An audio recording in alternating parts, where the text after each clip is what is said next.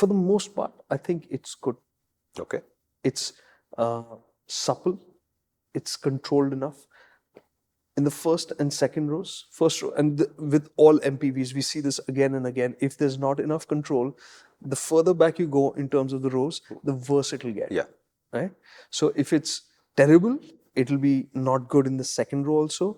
And if it's terrible in the third row, it'll be dramatically bad. Yeah. So in this case, I think the setup they've got is decent. It's good. Because remember, this car is effectively the same wheelbase, but it's longer. Yeah. It's a little bit heavier.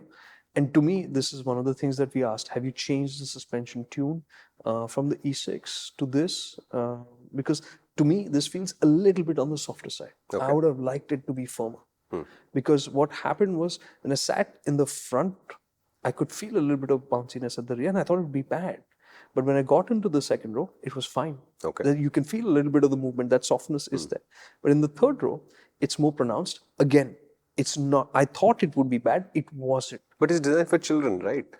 Children can bounce up and down. Anyway, they'll be bouncing up and down because nobody's using child seats, right? And if they're bouncing top, up and down, how will they notice that the car is also bouncing up and down? Top candidates to throw up, remember? Which is fine. Children don't think of throwing up as a problem. The adults accompanying the children think that children throwing up is a problem, right? It's I fine. don't want that problem. It's very good design. I mean, there's nothing wrong with your car, BYD. You don't listen to him.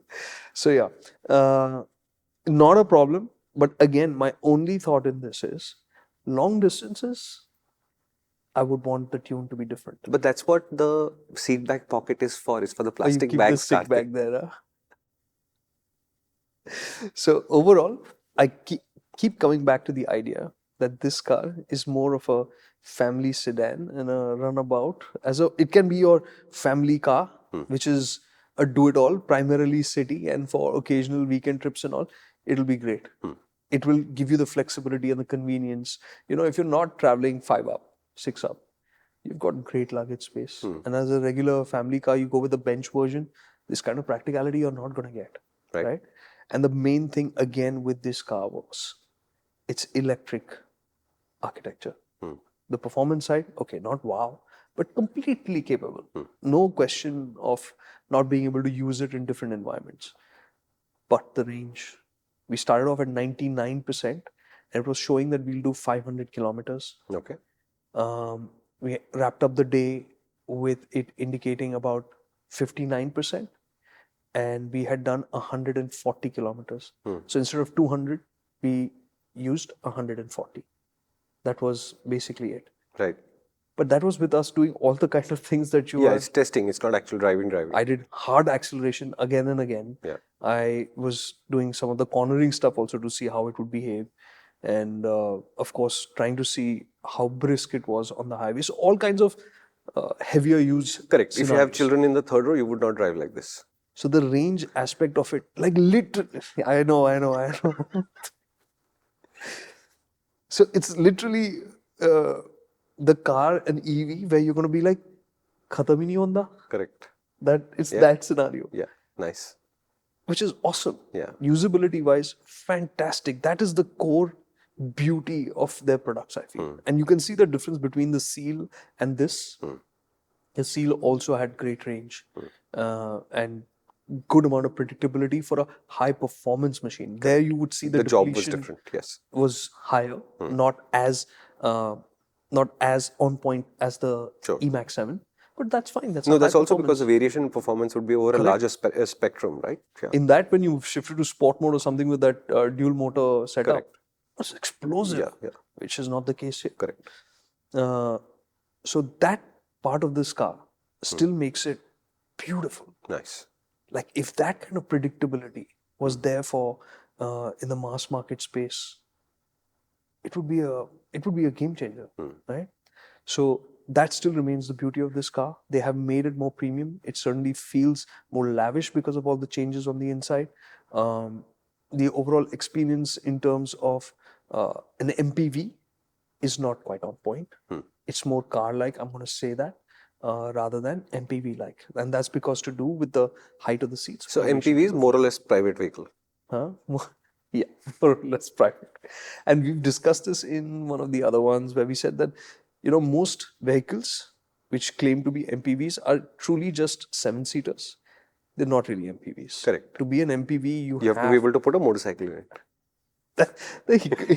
I thought that was a van, okay? Oh, yeah. I'm sorry. That was a van. That's not an MPV. So coming back to the eMAX 7, step up, yes.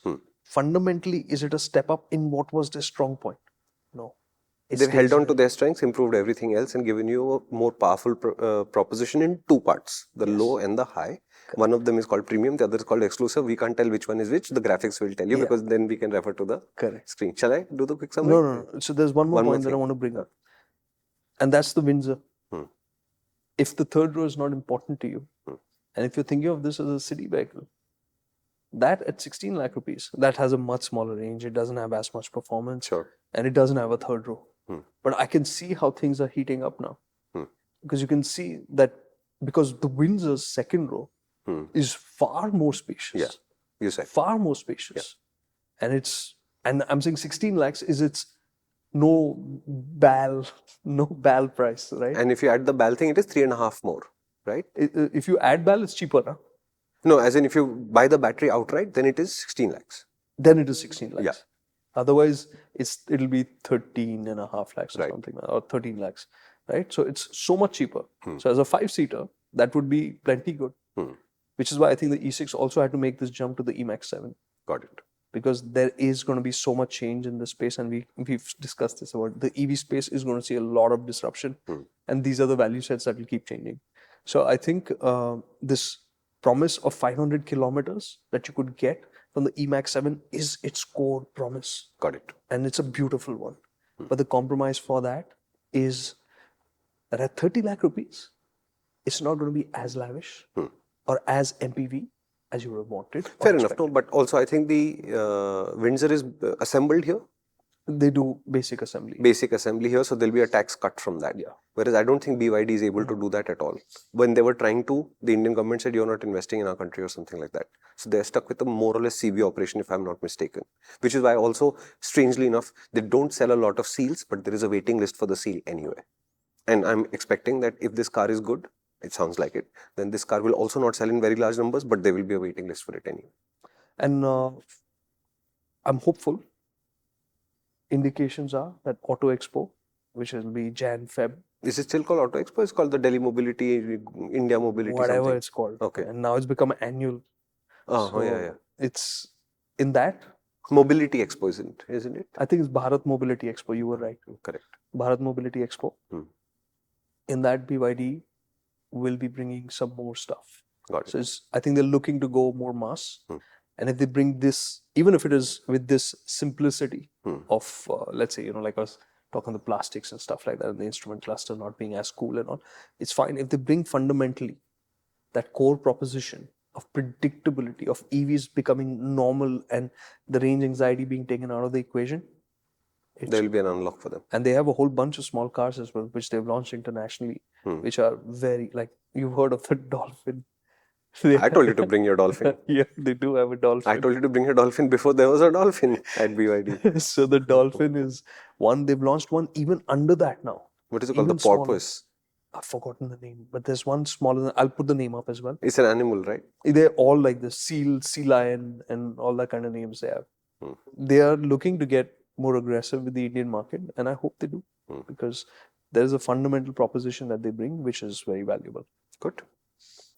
Yes, we love talking about new cars and bikes, and we have spoken a lot. You can find many more such videos on the main MotorInc channel. Do remember to like, share, and subscribe.